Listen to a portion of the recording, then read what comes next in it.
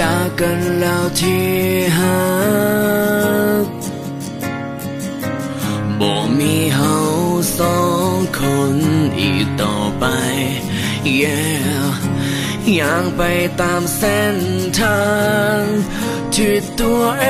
งเลือกที่จะไปตามทางของไปของมัน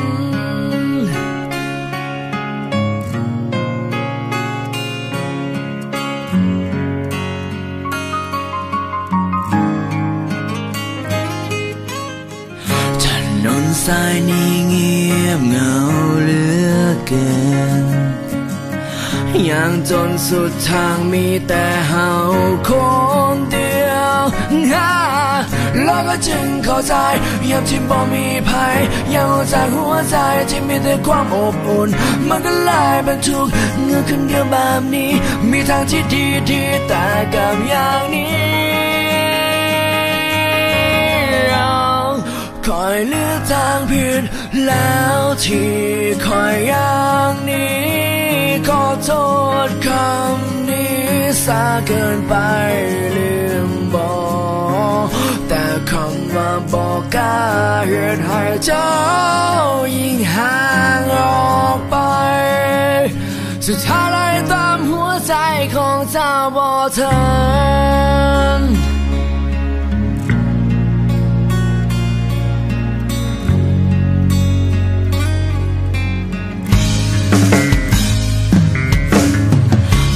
ที่เจ้าไปคงจะดี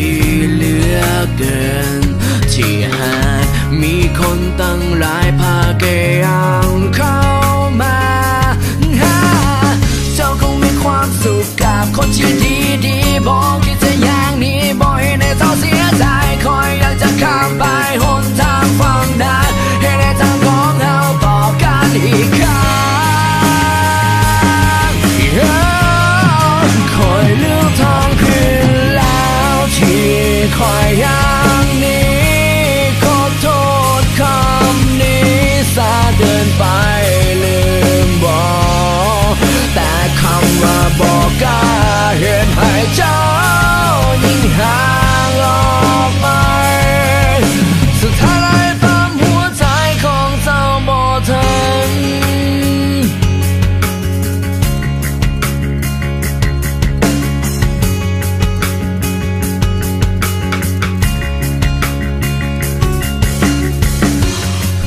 มันสมควรตา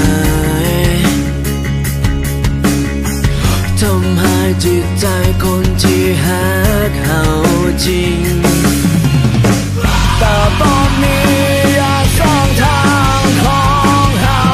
ช่างมันจะอยู่คนละฟ้า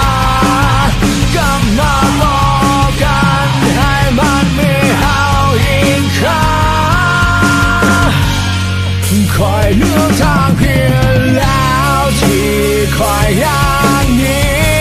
ขอโทษคำนี้ซาเกินไปลืมบอกแต่คำว่าบอกกล้าเหตุให้เจ้ายิ่งห่างออกไป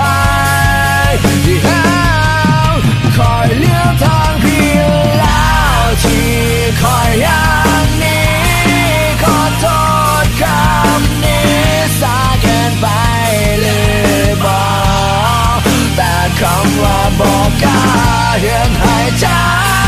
ยิ่งห่างออกไป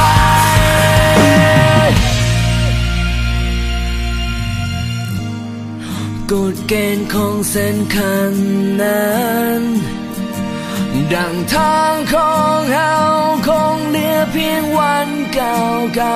คอยคงบ่มีหนทางตามหัวใจเจ้าให้ทัน